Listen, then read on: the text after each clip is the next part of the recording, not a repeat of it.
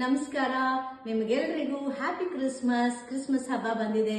ಎಲ್ಲರೂ ಕ್ರಿಸ್ಮಸ್ ಹಬ್ಬನ ನಂದಿನಿ ಬೆಣ್ಣೆಯೊಂದಿಗೆ ಆಚರಿಸಿ.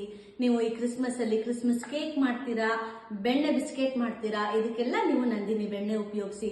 ಎರಡು ರೀತಿ ಲಭ್ಯ ಇದೆ, ಒಂದು ಉಪ್ಪು ರಹಿತ, ಒಂದು ಉಪ್ಪು ಸಹಿತ. ನೀವು ಯಾವ್ದನ್ನ ಬೇಕಾದ್ರೂ ಉಪಯೋಗಿಸಬಹುದು.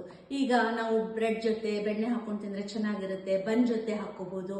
ಹಾಗೂ ಮನೆಯಲ್ಲಿ ತಿಂಡಿ ಮಾಡಿದಾಗ ಬಿಸಿ ಬಿಸಿ ಇಡ್ಲಿ ಜೊತೆ, ದೋಸೆ ಜೊತೆ, ಹಾಗೆ ರೊಟ್ಟಿ ಜೊತೆ ಎಲ್ಲ ನೀವು ನಂದಿನಿ ಬೆಣ್ಣೆನ ಉಪಯೋಗಿಸಬಹುದು.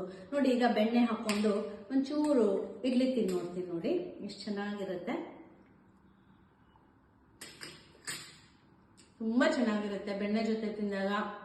ಅದೇ ರೀತಿ ಇಲ್ಲಿ ನೋಡಿ, ಬೆಣ್ಣೆ ಮಸಾಲೆ ದೋಸೆ. ಇದು ಬೆಣ್ಣೆ ಮಸಾಲೆ ದೋಸೆ ಹಾಕೊಂಡು ತಿಂದಾಗ ತುಂಬಾ ಟೇಸ್ಟ್ ಆಗಿರುತ್ತೆ. ನೀವು ಕೂಡ ನಂದಿನಿ ಬೆಣ್ಣೆ ಉಪಯೋಗಿಸಿ ತರಾವರಿ ಅಡಿಗೆಗಳನ್ನ ಮಾಡಿಕೊಂಡು ನಂದಿನಿ ಬೆಣ್ಣೆ ಜೊತೆ ನೀವು ಸವಿರಿ, ರುಚಿಯಾಗಿರುತ್ತೆ. ನಂದಿನಿ ಉತ್ಪನ್ನ